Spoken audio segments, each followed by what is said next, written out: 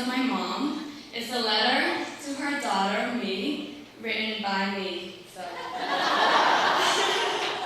So this is, again, my mother speaking right now. And, one of the challenges, I was born and raised in Massachusetts, and one of the challenges of being a first-generation Vietnamese American is really struggling with this multicultural identity of being American, growing in American society, American context, but also staying very grounded and rooted in my culture. And oftentimes it becomes difficult to understand with my parents. And so this piece was written to try to build more compassion between us and to also honor her story. Dear Jan, that's my Vietnamese name. Don't you know your own mother anymore? You are my child, but when you act like that, it makes me feel like you've forgotten about me. You think you are so grown up now, but you barely begun to see the world, and luckily, you will never have to see what I saw.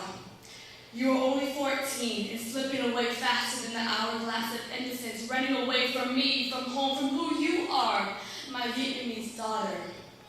The other night when you didn't come home or call, your father and I were slamming our heads against the wall, trying to figure out where you were.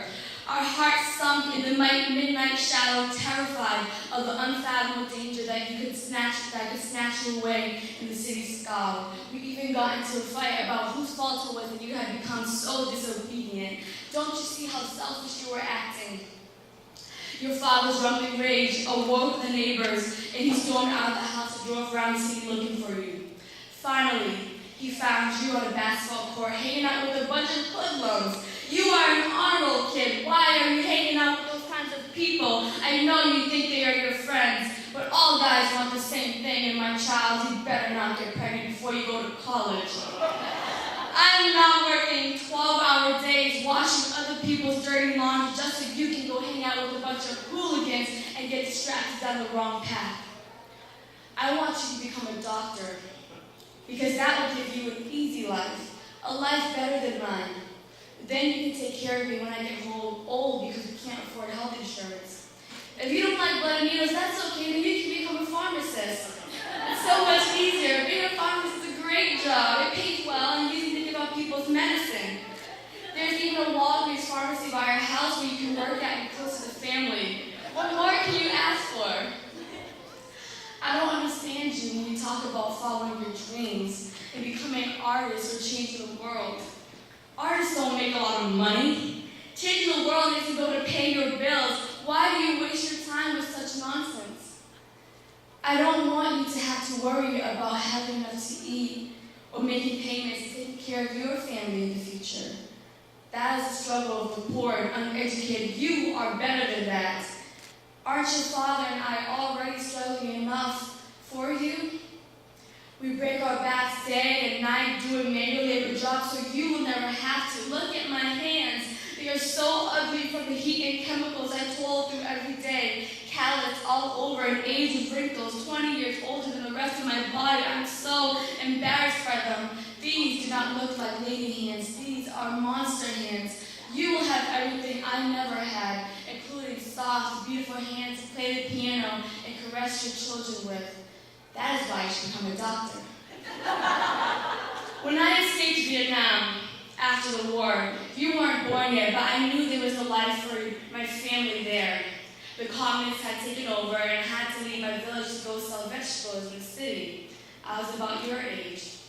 We were so poor, we only ate rice and salt, and sometimes we were lucky we had potatoes.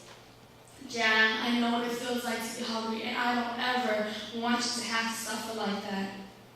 Finally, I decided to escape with your uncle, and it was terrifying. Anyone caught trying to leave Vietnam at that time would be persecuted. There were at least 60 people crammed into a creaky wooden boat. I thought surely we would die. Fear of drowning in the abyss, being raided by pirates, devoured by sea monsters, consumed my mind and body. It felt like I was floating on the verge of death. I would close my eyes, be sick because staying conscious was unbearable. But I wasn't ready to die either. Not everyone on my boat survived.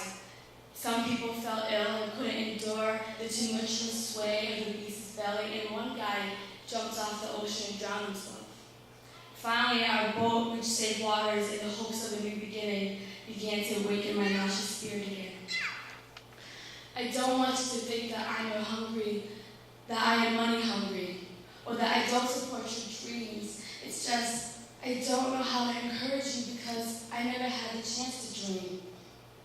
Dreaming is a luxury. I didn't have the time or privilege to dream about what I would do with my life if fear and stress weren't constantly on my mind. I was focused on finding ways to stay alive for you and for me.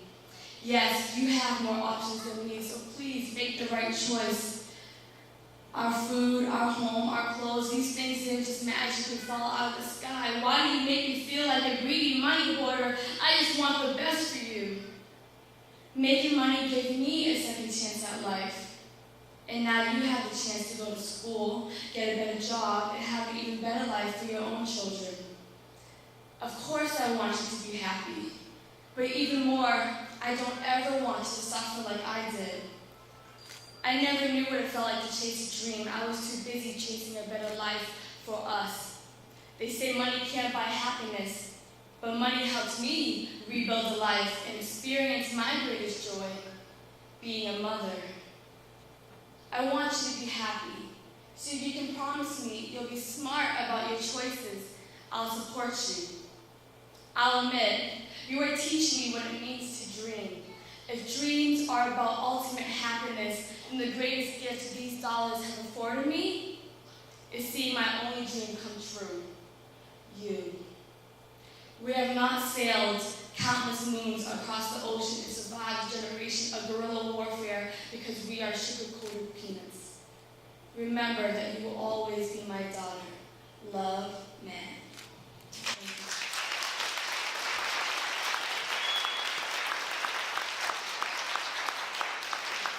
I'm just going to close it out with one more piece, and before I do, I just want to share about how I got involved with PacificLinks and Adapt.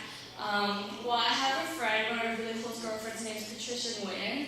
I'm sure many of you may know her. She's currently in Vietnam right now, working with the girls, the survivors. And my birthday, I recently had my 25th birthday in September, and every year for my birthday, I always try to find a cause to give to. And so when I found out that Patricia was working with PacificLinks, I thought, I started learning more about her work with the girls. I felt so inspired. I thought this is the perfect foundation to give to.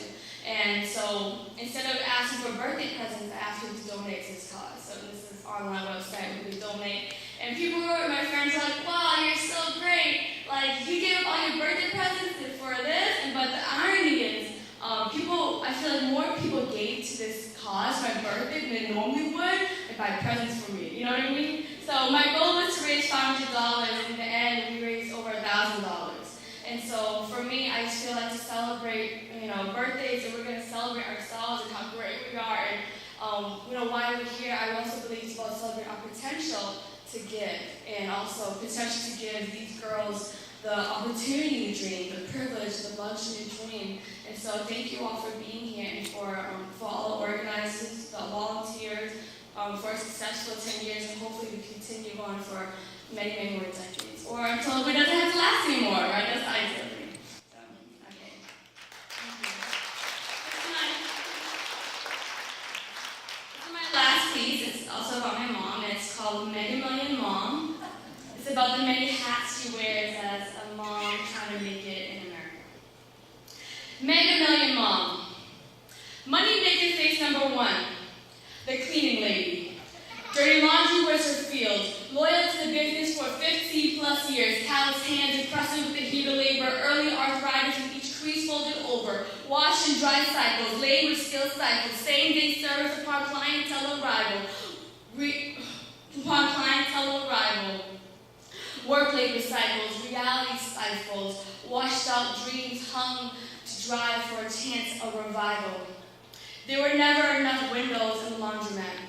Chemical detergent, heat waves, and lint storms generated a suffocating work environment. Sweat down my mother's face faster than marathon runners clock it, persistently dripping out the tip of her nose like broken faucets. She bends over to kiss me. I push her away because I don't want the sweat from her face to stain my skin. 6 years old then, and I cringed at any attempt to mom's affection. Money making face number two. The football bookie. Sunday mornings, wake up to sportscaster voices, unfold the day with the sports page in the Sunday paper. Mom sits at the kitchen table, a couple of donkeys in one hand, pen and flip notebook in the other. Record football bets with phone clenched between ear and shoulder. Toss down nickels and dimes in hopes of picking up quarters. Cold talk, keep the kids innocent about money till they got a little older. Football rhetoric flood young ears like gibberish. Touchdowns redound the house with cash and team conflict. Arguments ensue with the television set, while Mom mutually peruses team statistics. She was a committed American football fanatic. Money making face number 3. Blackjack bookie. Rookie, actually. It all started with Paris by night, the Vietnamese Vegas stage show with the flashing lights, casino hype for that lucky strike. Hopes for the last time she might gamble in her life.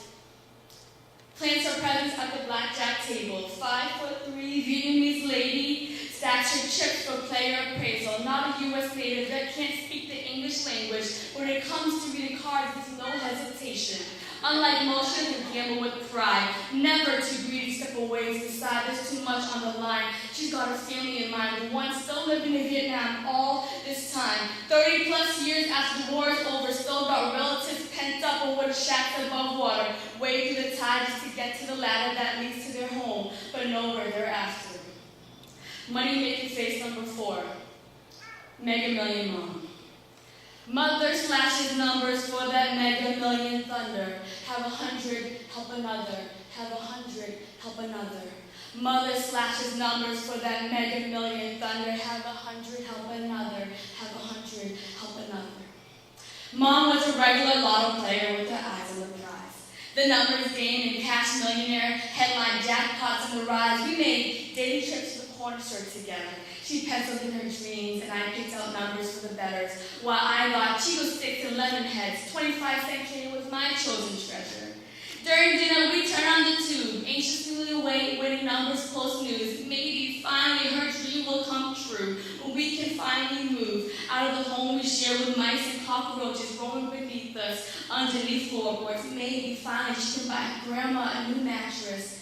Back in Vietnam, still sleeping with her back against towel cracks. Maybe finally she can build her sister a new home. Abandon the water shack, still dancing above fish bones. Maybe finally they can be at peace with each hour. Wooden stilts would buckle beneath them with ocean power. Maybe finally the tide will turn. No more crash and burn. Halt financial concerns. Money floods her world. She's praying for the day when she'll no longer have to wait, no longer have to play the games that gamble life away. She's ready for the day when the tide will turn her way. Money floods, no need to save. My mom, she's the maker and creator of incredible new ways. Thank you.